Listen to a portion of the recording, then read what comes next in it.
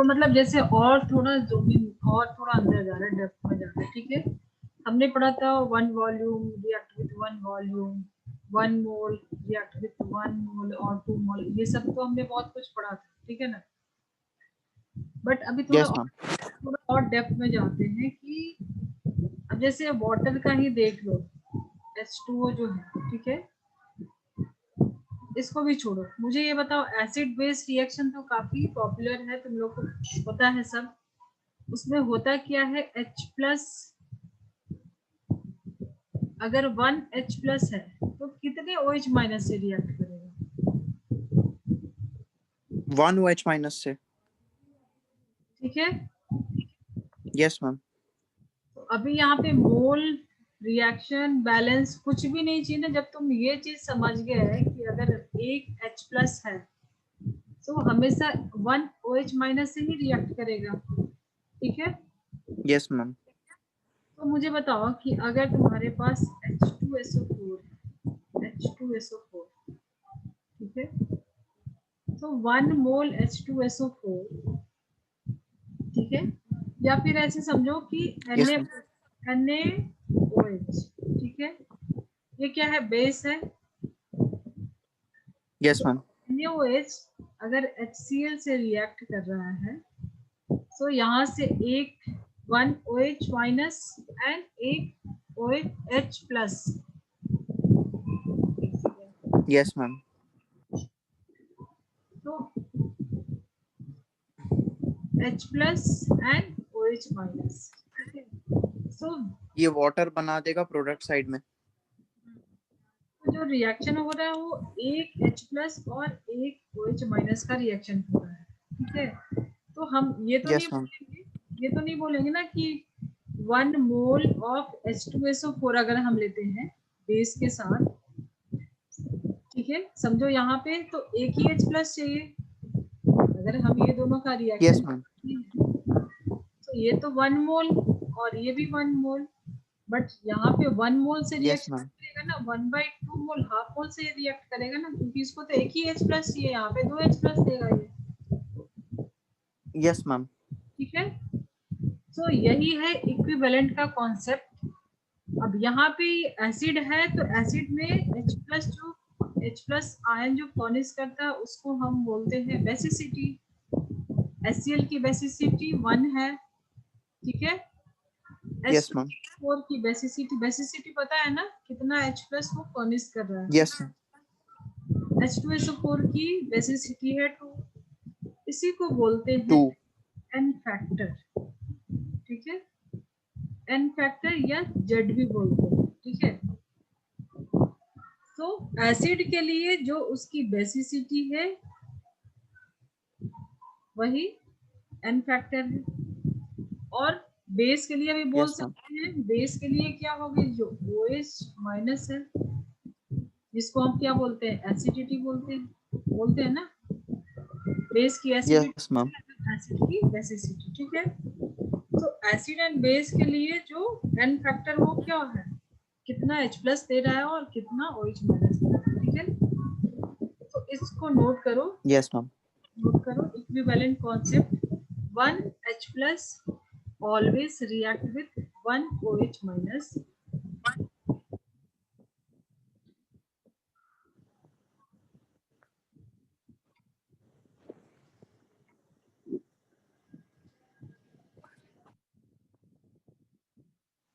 Yes ma'am. Done.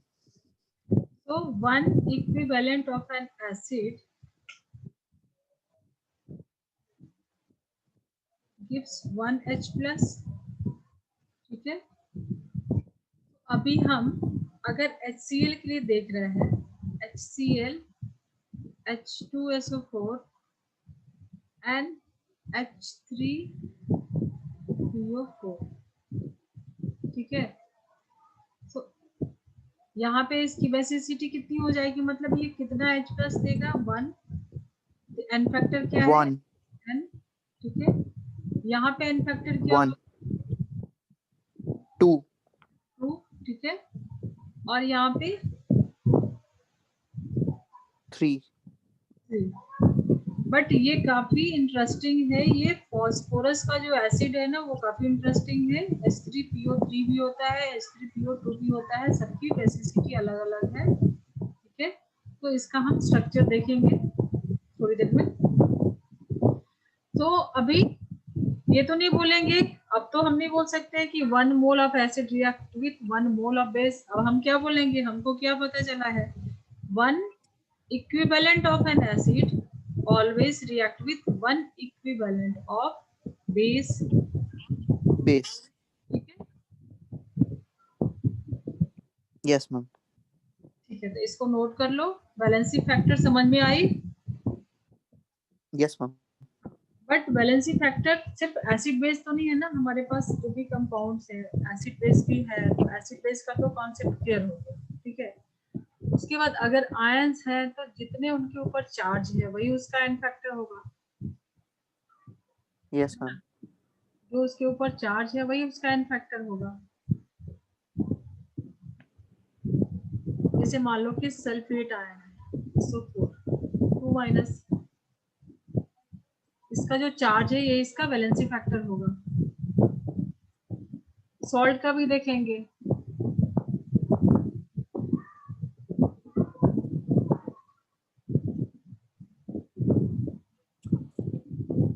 इसको clear कर दो। Yes, ma'am.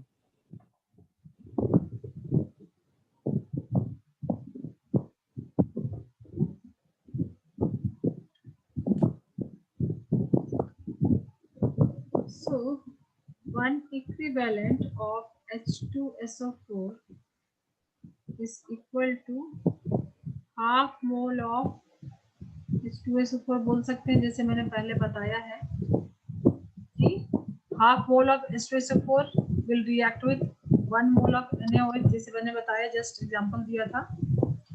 तो 1 Yes, equivalent ma'am. Equal to half mole होगा ना, क्योंकि एक मोल में तो 2 H प्लस दे रहा है। ठीक है, Yes, ma'am. चलो, तो अभी अगर हम इसका इक्विवेलेंट वेट, अगर जैसे इंपेरिकल फॉर्मूला मॉलिक्यूलर फॉर्मूला थोड़ा थोड़ा याद करना है यहाँ पे। ठीक है, तो 1 इक्विवेलेंट ऑफ H2SO4 जो है, तो मोल का हाफ हो जाएगा ना, हाफ मोल इक्वल टू 1 हो रहा है यहाँ पे। Yes, ma'am. वहां पे हमने दोनों चीज फॉर्मूला और वेट दोनों में किया था ना, जो भी एन फैक्टर वहां का जो आ रहा था। तो अगर मॉलिक्यूलर फॉर्मूला से एम्पिरिकल फॉर्मूला जाना था तो डिवाइड करते थे सेम फैक्टर से, या स्ट्रक्चर था फॉर्मूला या फिर उसका वेट, दोनों में हम एन फैक्टर का यूज करते थे ना।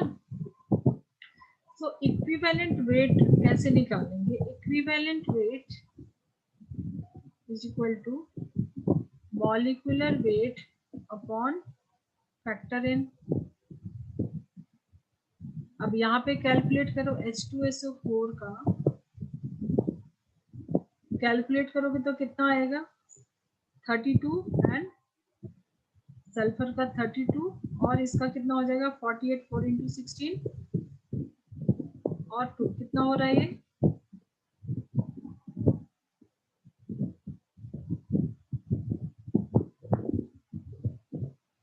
98। तो 98 और यहाँ पे 2H प्लस दे रहा है, हमने देखा था यहाँ की 2H प्लस दे रहा है। ठीक है, तो 1 इक्विवेलेंट तो 1H प्लस चाहिए हमें, तो यहाँ पे वैलेंसी फैक्टर 2 था तो हम इसको 2 से डिवाइड करेंगे।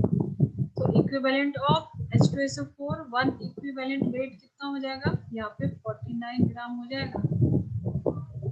Yes, ma'am. तो 1 equivalent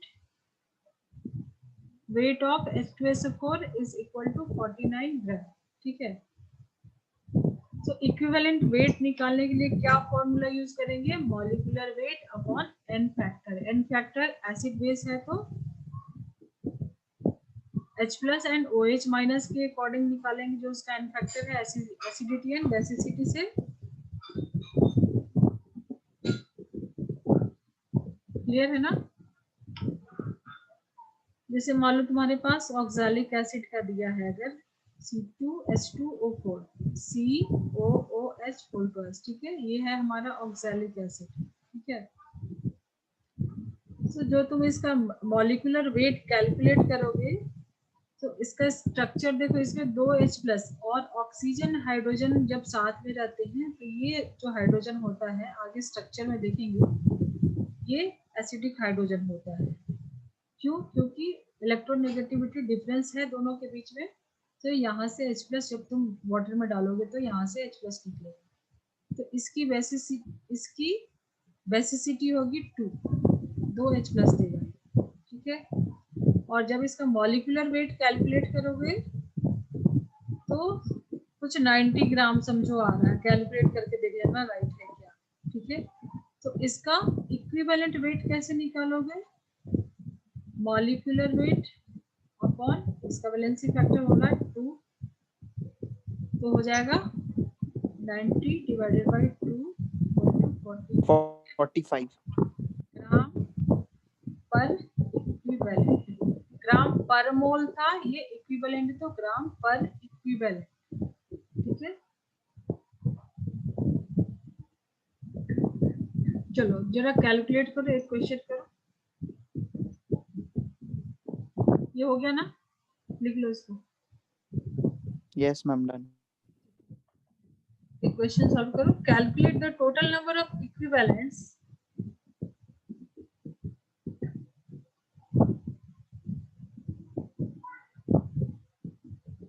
and milli equivalents in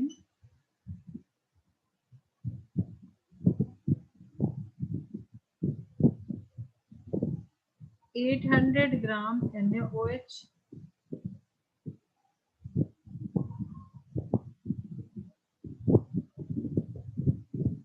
65 gram HCl,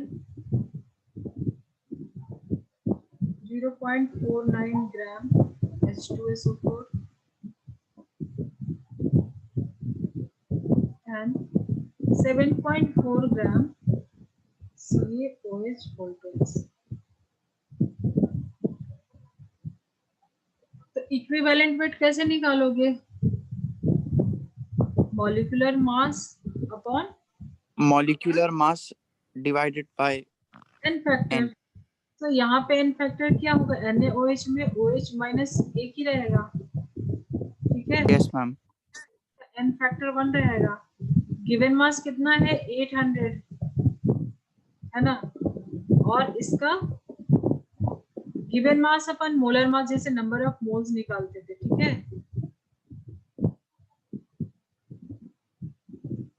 equivalent 1 equivalent हमने निकाला था एन फैक्टर से। यहाँ पे एन फैक्टर क्या है? 1। तो जो इसका मॉलिक्यूलर मास होगा वही उसका इक्विवेलेंट मास होगा। क्लियर है?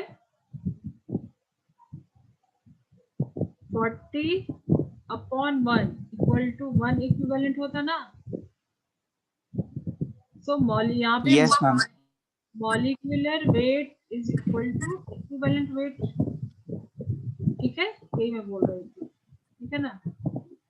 बट यहाँ पे जो गिवन जो तुमको सैंपल दिया है वो 800 ग्राम का है, ठीक है। तो 800 upon 40 given mass upon molar mass, 20 ma'am वो 20 इक्विवेलेंट हो जाएगा। Correct, equal to 20 equivalent. तो यहाँ पे ध्यान देना, ठीक है, क्योंकि तुमको पहले इससे एन फैक्टर से तुमको इसका इक्विवेलेंट मास निकालना, ठीक है। यहाँ पे molar mass is equal to equivalent mass, यहाँ पे भी सेम ही होगा। HCl है, एक ही H प्लस देगा। तो एन फैक्टर यहाँ पे भी क्या होगा? 1। यहाँ पे एन फैक्टर क्या हो जाएगा? yes ma'am 2 हो जाएगा एन फैक्टर, ठीक है। एन फैक्टर 2 हो जाएगा। तो इसको कैलकुलेट करोगे और मिली अगर दिया है तो क्या करोगे? जैसे तुम्हारा 20 इक्विवेलेंट आया है, मिली करना है तो 10 to the power 3 milliequivalent, ठीक है। तो ये सब छोटी छोटी चीजें हैं। मैम HCl के केस में भी 1 रहेगा, n तो 0.1 आएगा आंसर। 0.1 आ रहा है, ठीक है। और मिली है तो मिली है तो 1000 से मल्टीप्लाई, ठीक है। तो 100, मतलब ये सब तो तुम्हारा कन्वर्जन वाला पार्ट है। तुमको यहाँ पे जो मैथ वाला पार्ट तो समझ में आ रहा है कैसे कन्वर्ट करते हैं। 10⁻³ कर दोगे तो यस मैम। इक्विवेलेंट से मिली इक्विवेलेंट, जैसे ग्राम इक्विवेलेंट से मिलीग्राम इक्विवेलेंट था, वैसे इसको ग्राम इक्विवेलेंट भी बोलते हैं और इक्विवेलेंट भी बोलते हैं। ठीक है, तो ये दो तुम लोग कर लेना, हो जाएगा। हो जाएगा। यहाँ पे वैलेंसी फैक्टर 2 है। उसको जो एन फैक्टर बोल रहे हैं वो क्या है, एक्चुअली वैलेंसी फैक्टर भी बोलते हैं ना उसको। वैलेंसी फैक्टर के अकॉर्डिंग ही तो कंपाउंड फॉर्मेशन होता है ना, किसकी कितनी क्या मैम नंबर 3 का आंसर होगा 0.01। 0.01 और मिली में करोगे तो 10 मिली इक्विवेलेंट हो जाएगा। Yes ma'am. और लास्ट 7.4 लास्ट कर रहा हूँ मैं। एन फैक्टर 2 है।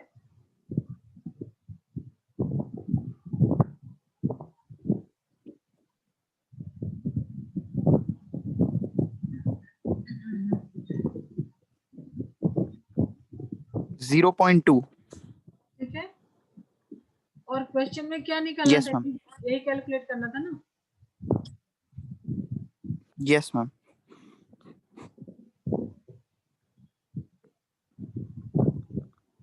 और अगर सॉल्ट का दिया है तो सॉल्ट में क्या करते हैं वो आगे हम बताएंगे। थोड़ा क्वेश्चन कर लो जो कुछ मेंस में आते, जेई मेंस के क्वेश्चन, ये मैं क्लियर कर दूं। Yes ma'am. खत्म हो गया। Yes ma'am. ठीक है, एक और क्वेश्चन नोट करो। What mass of the following basis is required to, what mass of the following bases is required to react with 490 gram H2SO4। ठीक है, यहाँ पे तुमको 4 बेसिस दिए हैं। पहला है NaOH, दूसरा है कैल्शियम हाइड्रोक्साइड एंड तीसरा है KOH and last is AlOH whole price. ठीक है, तो ये 4 बेस हैं और यहाँ पे तुमको 490 ग्राम दिए हैं एसिड के। तो अभी ये तो पता चल गया कि 1 equivalent of acid reacts with 1 equivalent of base. ठीक है, तो इक्विवेलेंट कॉन्सेप्ट से तुम कितना इजीली ये क्वेश्चन कर सकते हो। तुम इसके कितना इक्विवेलेंट है, इसका जो मास गिवन है 490 ग्राम, उसमें कितना मैम जो इक्विवेलेंट है वो 245 ग्राम्स होगा। नहीं, कितना होगा, H2SO4 का 49 है ना, 1 इक्विवेलेंट। देखो इक्विवेलेंट कैसे कैलकुलेट करते हैं, molecular weight, molecular mass. Molecular mass बोलो, ठीक है, अपॉन एन फैक्टर, तो एन फैक्टर 2 है। ठीक है, तो 98 डिवाइडेड बाई 2 तो कितना हो जाएगा ये 49। 49। तो 49 1 इक्विवेलेंट इक्वल टू 49। यहाँ पे तुमको इंटू 10 करो, तब ना 490 होगा। मतलब 10 इक्विवेलेंट ऑफ एसिड तो 10 इक्विवेलेंट ऑफ बेस से रिएक्ट करेगा। इसके भी 10 इक्विवेलेंट्स निकालो, इसके भी 10 इक्विवेलेंट्स कैलकुलेट करो। तो इक्विवेलेंट का कॉन्सेप्ट से यस मैम। कितना इजीली सॉल्व कर सकते हो। अभी देखो तुमको कुछ रिएक्शन नहीं लिखना, नहीं तो तुमको सारे बेस के साथ अलग से रिएक्शन लिखना रहता, उसको बैलेंस करो फिर देखो चेक करो। ठीक है, बट इक्विवेलेंट कॉन्सेप्ट से तुमको पता है कि अगर 10 इक्विवेलेंट एसिड है, हमने इसका इक्विवेलेंट निकाल लिया, 10 इक्विवेलेंट एसिड है तो 10 इक्विवेलेंट NaOH से रिएक्ट करेगा। 10 इक्विवेलेंट तो सबके 10 इक्विवेलेंट कैलकुलेट करो। मॉलिक्यूलर मास मैम NaOH का आएगा 40 ग्राम्स 1 इक्विवेलेंट। 40 ग्राम। यस मैम, तो उसका 10 करेंगे तो 400 आ जाएगा। तो मैं कर कलर चेंज कर लेते हैं इसका।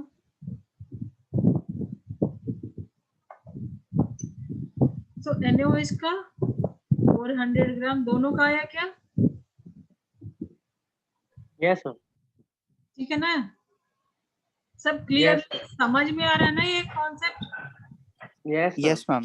ये सब तुम लोग यूज करके जब बहुत ज्यादा प्रॉब्लम सॉल्व करोगे ना तुम लोग को, फिर ये सब कुछ अप्लाई करोगे ना तो काफी इजीली, मतलब कि काफी टाइम बचा सकते हो ये सारे कॉन्सेप्ट लगा के। यहाँ पे भी n फैक्टर 1 है, ठीक है।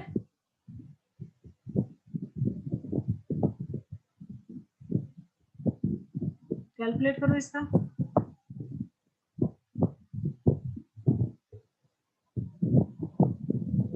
यहाँ पे n फैक्टर 2 है, यहाँ पे n फैक्टर 3 है, ठीक है। तो इसके मॉलिक्यूलर वेट अपॉन 2 करोगे, यहाँ पे मॉलिक्यूलर वेट अपॉन 3 करोगे तो मैम KOH के केस में 360 ग्राम्स आ रहा है। कितना आ रहा? 360 या 370? 37 ना, चलेगा। कहीं 36 भी रहता है, कहीं 37 भी रहता है, ओके मैम। ठीक है। तो 10 इक्विवेलेंट, 1 इक्विवेलेंट आ रहा है ना 36, तो 10 इक्विवेलेंट 360,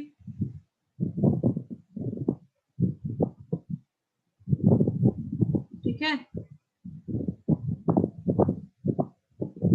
तुमने कैसे कैलकुलेट किया क्यों इसका? मैम KOH का मॉलिक्यूलर मास निकाला और डिवाइडेड बाय OH था तो डिवाइडेड बाय 1, और उसके बाद उसका 1 इक्विवेलेंट मिल गया, उसके बाद इनटू 10 करना था। कितना आ रहा है इसका मॉलिक्यूलर मास?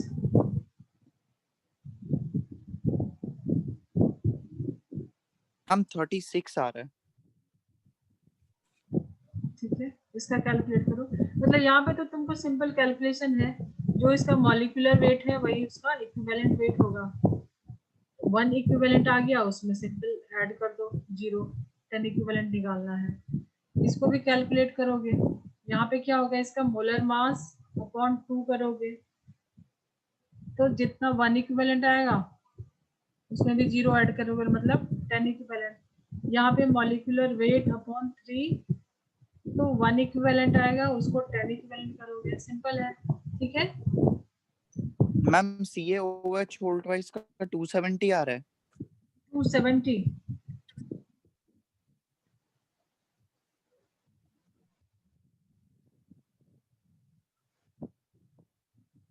टू 10 इक्विवेलेंट्स का,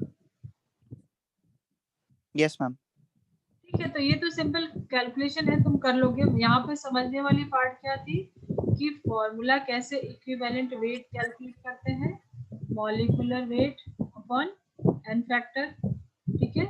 तो इसका मॉलिक्यूलर वेट कैलकुलेट करो, n फैक्टर 2 है। यहाँ पे मॉलिक्यूलर वेट करो कैलकुलेट, n फैक्टर 2 है। सो वो क्या आएगा, 1 इक्विवेलेंट, तुमको कितना चाहिए, 10 इक्विवेलेंट। तो सिंपल कैलकुलेशन है, ठीक है। Yes ma'am done.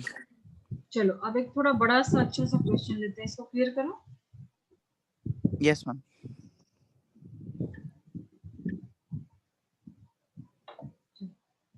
एक क्वेश्चन लिखो, a mixture of 3 acids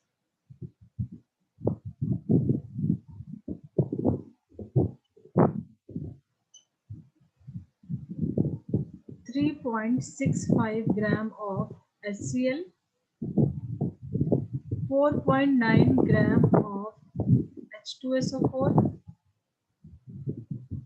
and 9 gram of H2C2O4 oxalic acid, ठीक है, is made to react with a mixture of 2 bases, ठीक है।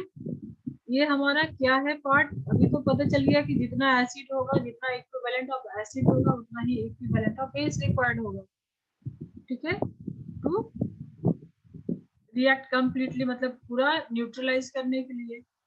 तो एसिड के इक्विवेलेंट कैलकुलेट करोगे,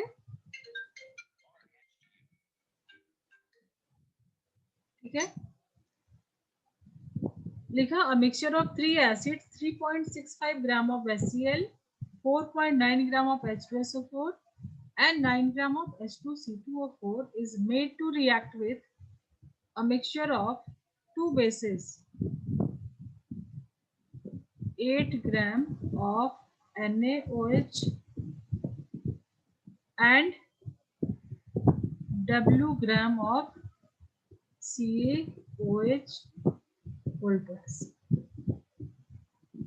So सिंपल तुमको यहाँ पे करना क्या है, जितने भी एसिड्स है उनके इक्विवेलेंट्स निकालने हैं तुमको, ठीक है। इक्विवेलेंट्स निकालोगे तो जितना भी इक्विवेलेंट्स आएगा उतना ही इक्विवेलेंट्स बेस रिएक्ट करेंगे, ठीक है। Calculate W for complete neutralization, तुमको ये W कैलकुलेट करना है ताकि कंप्लीट न्यूट्रलाइजेशन हो, मतलब कुछ भी एसिडिक या बेसिक सॉल्यूशन नहीं हो, मतलब H प्लस या OH माइनस बचा नहीं रहना चाहिए, कंप्लीट न्यूट्रलाइजेशन, ठीक है। तो सॉल्यूशन एसिडिक या बेसिक नहीं होगा, न्यूट्रल सॉल्यूशन होगा। तो इसको करना कैसे है, टोटल इक्विवेलेंट्स ऑफ तीनों का इक्विवेलेंस जो एसिड्स का निकल रहा है उसको ऐड अप करके हम देखेंगे कि बेसिस के मिक्सचर में क्या फॉर्म हो रहा है और उसके बाद कितना NaOH ले जा रहा है और जो बचा पोर्शन होगा वो CaOH का होगा। क्या फॉर्म हो रहा है उससे मतलब ही नहीं है, सिर्फ इक्विवेलेंट तुमको काउंट करना है, ठीक है। यहाँ तक तुम सही थे कि इसके इक्विवेलेंट को ऐड करेंगे, ठीक है। सो सबके इक्विवेलेंट निकालो। HCl का कितना होता है मॉलिक्यूलर मास 36.5, ठीक है।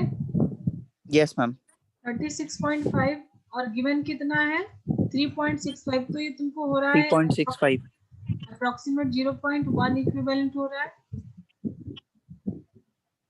यस मैम H2SO4 का भी 49 हमने कैलकुलेट दिया था, तो ये भी इक्विवेलेंट किसका होगा 0.1 इक्विवेलेंट होगा of H2SO4। Yes ma'am 0.1 equivalent of HCl, 0.1 equivalent of H2SO4, ठीक है। और 9 ग्राम दे रहा है ऑक्सैलिक एसिड का, तो इसका कैलकुलेट करोगे ऑक्सैलिक एसिड का। चलो इसका मैं बता देती हूँ मैम, इसका 100 ग्राम्स आ रहा है। इसका मॉलिक्यूलर वेट करोगे कैलकुलेट कितना आ रहा है 0.2 ग्राम आ रहा है, इक्विवेलेंट आ रहा है 0.2 इक्विवेलेंट।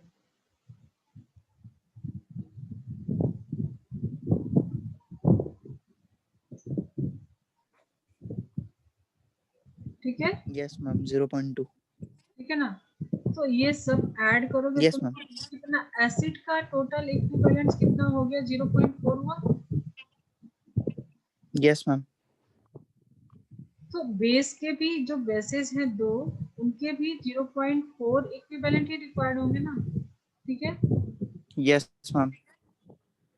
तो तुमको गिवन क्या है 8 ग्राम ऑफ NaOH, ठीक है। सो 8 ग्राम ऑफ NaOH का भी कैलकुलेट करो इक्विवेलेंट कितना हो जाएगा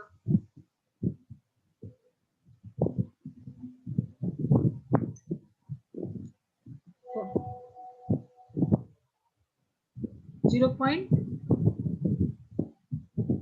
इक्विवेलेंट कैलकुलेट करने पे भी मैं ज्यादा नहीं कर रही हूँ, तुम लोग कर लो। वैलेंसी फैक्टर 1 है, ठीक है। Yes ma'am. मैम 8 ग्राम जो है वो 0.4 इक्विवेलेंट ही है NaOH का। हाँ, तो 8 ग्राम गिवन है ना, तो ये 0.2 इक्विवेलेंट हो जाएगा ना।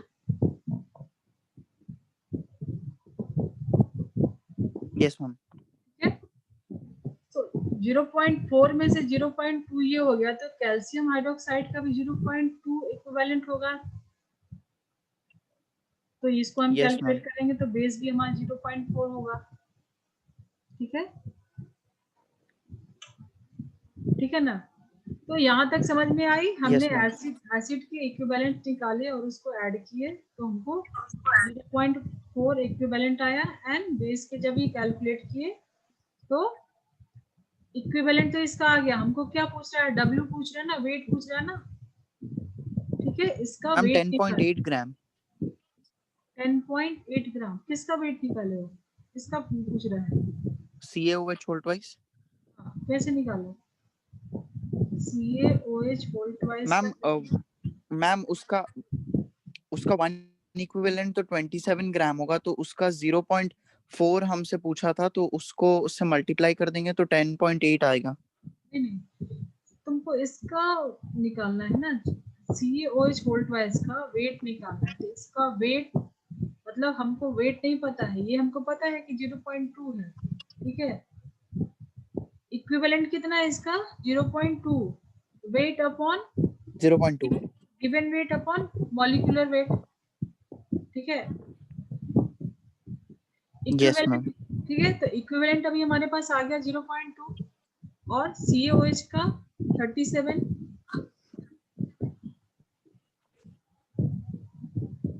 तो W इक्वल टू कितना होता है? 0.2 इंटू 37, 74 ग्राम कुछ आ रहा है आंसर, चेक कर लेना। मैम 7.4 ऐसा कुछ होगा शायद। 7.4 7.4 ग्राम्स आ रहा है मैम। Yes ma'am. ठीक है, तो ये मैथ वाला पार्ट तुम लोग कैलकुलेट करना, बट यहाँ पे कॉन्सेप्ट हमने क्या लगाया? अब ये देखो कितना इजीली तुमने इसको सॉल्व कर लिया इक्विवेलेंट से, ठीक है। टोटल न्यूट्रलाइजेशन था, टोटल न्यूट्रलाइजेशन की जितना H प्लस होगा उतना ही OH माइनस चाहिए, ठीक है। सो OH माइनस एक का गिवन है इक्विवेलेंट, दूसरे का सेम होगा क्योंकि हमको 0.4 दोनों साइड में चाहिए, ठीक है। तो इसका इक्विवेलेंट आ गया और कंपाउंड किया है, यहाँ पे कंपाउंड गिवन है, सो इक्विवेलेंट है, मॉलिक्यूलर वेट निकाल लेंगे इसका, ठीक है। तो मैथ वाला पार्ट तुम चेक कर लेना। तो अभी बोल सकते हैं ना कि 1 इक्विवेलेंट, ये क्लियर कर दो ना? Yes ma'am. सो 1 मतलब इक्विवेलेंट, जैसे मान लो A प्लस B इनको C और D दे रहे हैं, तो equivalent of A is equal to equivalent of B is equal to equivalent of C equal to equivalent of D। हम बोल सकते हैं ना, क्योंकि जब भी रिएक्ट करेगा तो 1 इक्विवेलेंट से रिएक्ट करेगा, बोल सकते हैं ना? Yes ma'am. चलो, तो एसिड एंड बेस का क्लियर हो गया। सॉल्ट का देख लेते हैं। सॉल्ट में क्या करेंगे, जितना भी जो भी टोटल नंबर ऑफ कैटायंस या एनायंस, कोई भी चार्ज देख लेंगे पॉजिटिव या नेगेटिव, ठीक है। सॉल्ट का वैलेंसी फैक्टर कैसे निकालेंगे, जो एन फैक्टर है उसको कैसे कैलकुलेट करेंगे?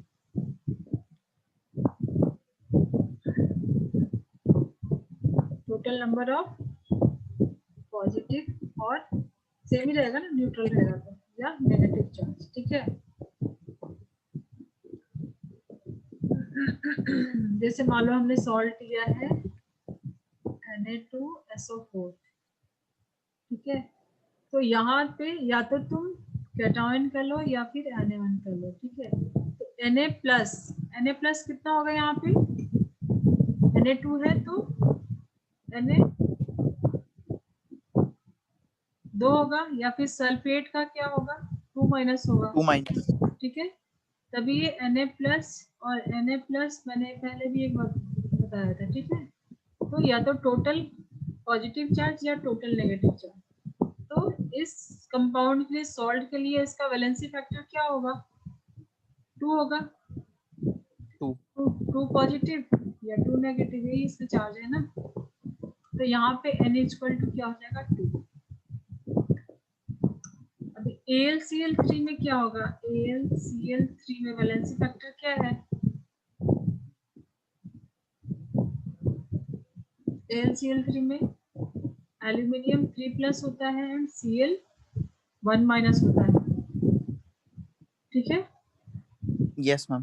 तो या तो +3 -3, हाँ, या तो ये +3 इसका लो या फिर 3 क्लोरीन है, तो 3 माइनस होगा तो वैल्यू n की वैल्यू पॉजिटिव नेगेटिव नहीं देखना, हमको 3 रखना है। n इक्वल टू AlCl3 के लिए n की वैल्यू क्या हो जाएगी? 3 हो जाएगी। 3। ठीक है,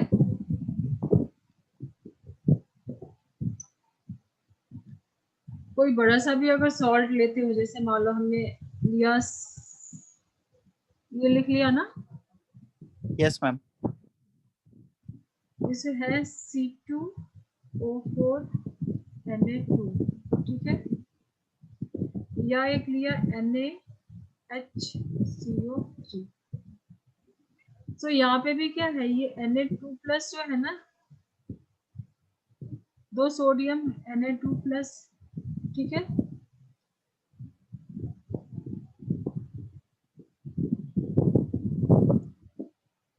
तो या तो टोटल पॉजिटिव या फिर टोटल नेगेटिव चार्ज है। तो यहाँ पे भी balancing factor Na equal to क्या हो जाएगा? 2, और यहाँ पे भी Na plus and HCO3 minus, तो यहाँ पे बैलेंसिंग फैक्टर क्या हो जाएगा? N इक्वल टू 1 हो जाएगा। ठीक है, तो Z की वैल्यू 1, यहाँ पे Z की वैल्यू 2।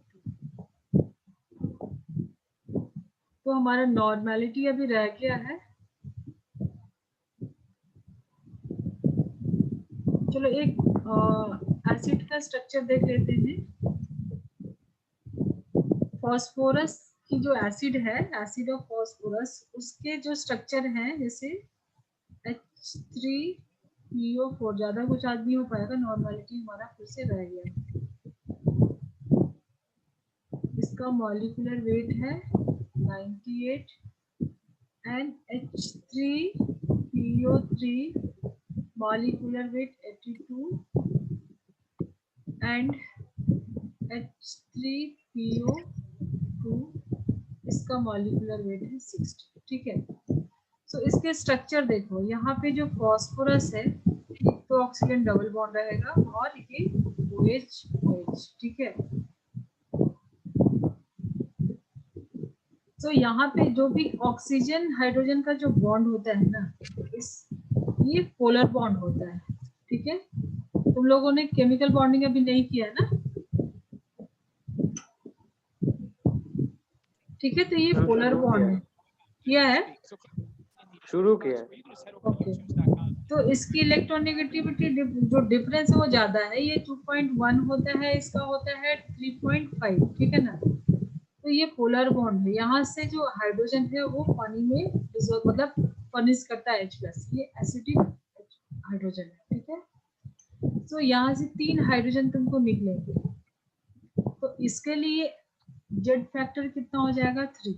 ठीक है, तो इक्विवेलेंट कैसे निकालोगे? यहाँ पे मॉलिक्यूलर वेट अपॉन 3 करोगे, वो उसका 1 इक्विवेलेंट होगा। ठीक है, बट यहाँ जो स्ट्रक्चर है वो है तुम्हारा P double bond O OH OH and H। ठीक है, सो अब ये हाइड्रोजन एंड फॉस्फोरस के बीच का यहाँ पे इलेक्ट्रोनेगेटिविटी डिफरेंस ज्यादा नहीं होता है, 2.1 हाइड्रोजन का होता है। ठीक है, और इसका भी बहुत ज्यादा नहीं होता है, 2.19 होता है, तो ये पोलर बॉन्ड नहीं है, तो यहाँ से H+ नहीं निकलेगा। जो ऑक्सीजन की इलेक्ट्रोनेगेटिव पढ़ा है पीरियोडिक टेबल में कि मोर इलेक्ट्रोनेगेटिव है, वो होता है ऑक्सीजन। ठीक है, सो वो पेयर्ड इलेक्ट्रॉन को अपने तरफ खींचता है और ये H+ यहाँ से निकल जाता है।